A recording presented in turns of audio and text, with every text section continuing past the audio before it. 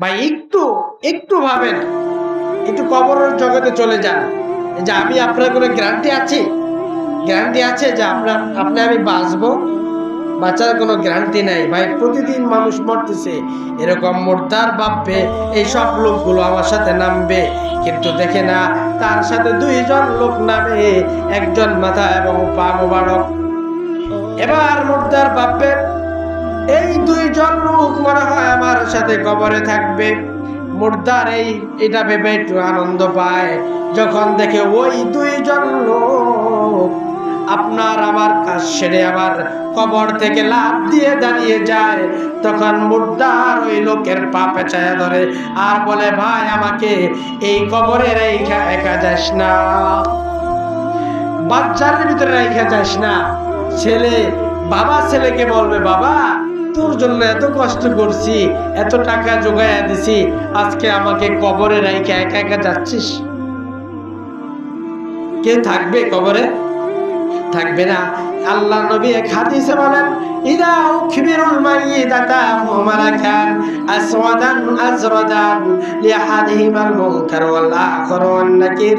আল্লাহ নবী বললেন, যখন একটা ব্যক্তিকে কবরে রাখা হবে, তাকে কবরে তার দুইজন ফেরেশতা আসবে। কয়জন? দুইজন ফেরেশতা আসবে।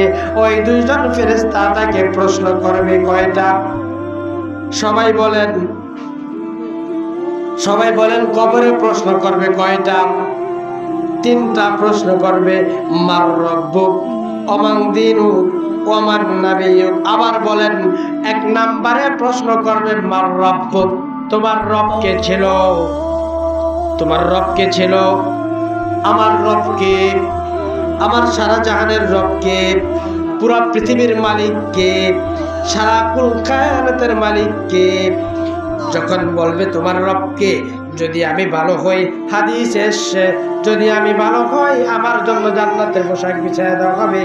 যখন আমি বলবো রব্বি আল্লাহ, আমার রব হচ্ছেন আল্লাহ, সাথে সাথে জান্নাতি পোশাক বিছিয়ে দেওয়া হবে।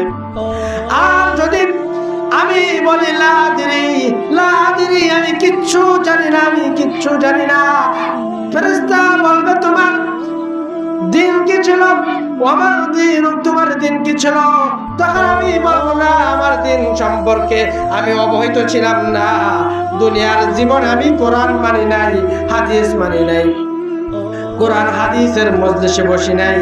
তাহলে কি আপনারা বলেন ওই লোক দিন সম্পর্কে কিছু বলতে পারবে কিনা?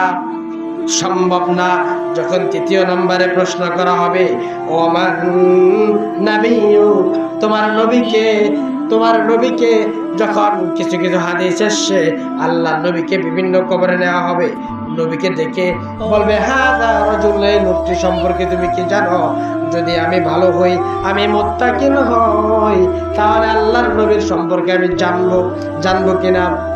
সবাই বলেন জানবো। আর যদি নবীকে না মানি, নবীর ভালোবাসা যদি আমি ভালোবাসা না বাসি, আল্লাহ তাআলা বলছেন, কুল ইন কুনতুম তুহিব্বুনাল্লাহ ফাত্তাবিউনি ইউহিব্বুকুমুল্লাহ ওয়া ইয়াগফির লাকুম যুনুবাকুম ওয়াল্লাহু গফুরুর রহিম। আল্লাহ নবী এক হাদিসে বললেন, কুল্লু উম্মতি ইয়াদখুলুনাল জান্নাতা ইল্লা মান নাবা, আমার সকল উম্মত জান্নাতে যাবে। কে বললেন এই কথা? আল্লাহ নবী বললেন, আমার সকল উম্মত জান্নাতে যাবে, কিন্তু লাগায়া দিছেন ইল্লা, কিন্তু লাগায়া দিছেন ইল্লা। একদম কান খাড়া করে শোনেন যে আমার সকল উম্মত জান্নাতে যাবে, কিন্তু জানেন এই যে আমার মুরব্বী পাশে বসা, সে আপনাদেরকে একটা ওয়াদা করলো যে আমি তোমাদেরকে এই জিনিসটা দিব, কিন্তু কি বলছে? সবাই একটু বুঝেন কি বলছে?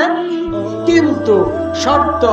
আল্লাহ নবীও বললেন, আমি তোমাদের জন্য, আমি তোমাদেরকে জান্নাতে নিয়ে যাব, কিন্তু একটা শর্ত হলো, যারা দুনিয়ার জিন্দেগিতে আল্লাহর নবীর ইতাআত করেছে, আল্লাহর নবীকে ভালোবেসেছে, তারাই জান্নাতে, আর বাকি সব জাহান্নামী। নবীকে ইতাআত করবেন, নবীকে ভালোবাসবেন। নবীকে ভালোবাসবেন কি দিয়ে? গালি দিয়ে? মুখ দিয়ে নবীকে ভালোবাসতে হবে নিজের জীবনের চাইতেও বেশি। নবীজি কাজ করছে কিভাবে ওই কাজগুলো করা, নবীজি কি কি কাজ করছে এই কাজগুলো করা, নবীজি যেই কাজগুলো করে নাই সেই কাজ না করা। নবীজি কি কি কাজ করছে এই কাজগুলো আলেমদের থেকে জেনে নিতে হবে। যাই হোক, এরপরে বললাম যখন প্রশ্ন করা হবে ওমান নবী, তোমার নবীকে ছিল, যদি আমি নবীর ভালোবাসা প্রেমিক হই তাহলে নবীজির উত্তর দিতে পারবো। আর যদি নবীজির ভালোবাসা না পাই, নবীজির আশেক যদি না হতে পারি, তাহলে আল্লাহর কসম আমি বলবো লা আদরি লা আদরি, আমি কিচ্ছু জানি না, আমি কিচ্ছু জানি না। তখন আল্লাহ তাআলা ফেরেশতাদেরকে অর্ডার করবেন, ও ফেরেশতারা, আমার বান্দা কিছু জানে না, আমার বান্দা কিছু জানে না, কোনোদিন ইসলাম মানে নাই, কোনোদিন নবীকে মানে নাই, কোনোদিন আমি রবকে রব বলিয়া স্বীকার করে নাই, তার কবরটাকে জাহান্নামের গর্ত বানাইয়া দাও। কবর, এই জন্য বলি ভাই, সব জায়গায় যেতে পারবো, সব জায়গার গ্যারান্টি আছে, কিন্তু এই দুনিয়ার গ্যারান্টি কি আছে? নাই। আছে ভাই? নাই, কোনো গ্যারান্টি নাই। এই জন্য ভাই কবরকে স্মরণ করা। আপনাদেরকে আমি একটা কথা বলি, আপনারা যদি আমার সাথে কথা দেন আজ থেকে, তাহলে আমি মনে করবো আমার আজকের এই আলোচনাটা সার্থক, যে আপনারা আমার সাথে কথা দিবেন আজ থেকে আর কোনোদিন ফরজ নামাজ, ফরজ রোজা, ফরজ যাকাত, ফরজ হজ এগুলো আর কোনোদিন ছেড়ে দিব না। রাজি আছি মুসলমান? আল্লাহ তাআলা আমাদেরকে কবুল করুন। যে নামাজ, জামাতের সাথে নামাজ আদায় করা, কিসের সাথে? জামাতের সাথে। জামাতের সাথে নামাজ আদায় করলে কত গুণ সওয়াব? হ্যাঁ, কত গুণ? তারকুবু সালাতুল জামি' সালাতা আহাদিকুম ওয়াহদা বিখামসিন ওয়া 20 জুজআ। আল্লাহর নবী বললেন, আমার দিকে সবাইকে তাকাতে হবে, আমি কিন্তু গল্প বলি না, যা বলি কোরআন হাদিস থেকে বলি, হাদিসের রেফারেন্স দিয়ে দেব।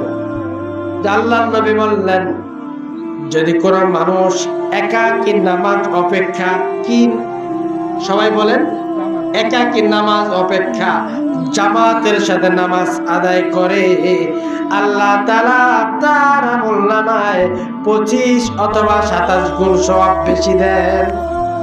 সুবহানাল্লাহ বলবো না? সবাই জোরে বলেন, কত গুণ? 27 গুণ সওয়াব দেন। এরপর আরেক হাদিসে এসে আল্লাহ নবী বললেন, মান সাল্লা লিল্লাহ।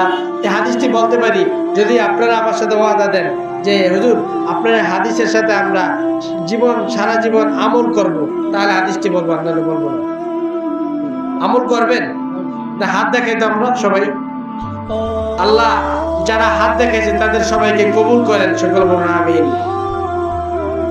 আল্লাহর নবী বললেন, মান সাল্লা লিল্লাহ 40 ইয়াওমান ফি জামাআত ইউদরিকুত তাকবীরাতাল উলা কুতিবা লাহু বারাআতুম মিনান নার ওয়া বারাআতুম মিনান নিফাক।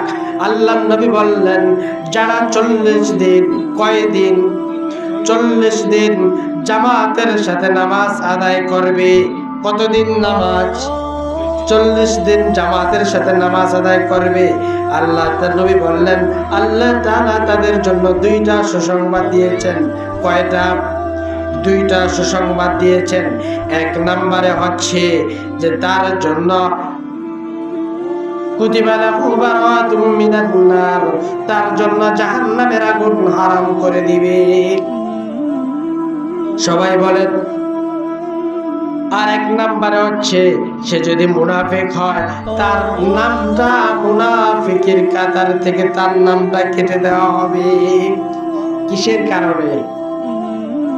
40 দিন জামাতের সাথে নামাজ আদায় করার পরে তাকবীর, বুঝেন তো? তাকবীর আল্লাহু আকবার, আল্লাহু আকবার, সাথে সাথে আর কোনো কাজ নাই, আর কোনো কাজ নাই ভাই। ওয়াজ তো সারা জীবন শুনছেন, সুর দিয়ে ওয়াজ শোনেন, আলহামদুলিল্লাহ ভালো। প্রতিদিন আলোচনা করি তো একটু কষ্ট হয়ে যায়, দূর থেকে যেতে কষ্ট হয়ে যায়। তারপরে বলি এই জন্য যে তাকবীরের সাথে নামাজ আদায় করা। কিসের সাথে ভাই? তাকবীরের সাথে। আগামীকাল ফজরের নামাজের পর থেকে যখন মুয়াজ্জিন বলে ইউআদ্দিনুল মুআদ্দিন ফিল মাসাজিদ, ওই সময় যখন মুয়াজ্জিন আজান দিচ্ছে আসসালাতু খায়রুম মিনান নাওম, সাথে সাথে ল্যাপটাকে ছেড়ে দিয়ে ফজরের নামাজে শরীক হতে হবে। পারবো না ইনশাআল্লাহ?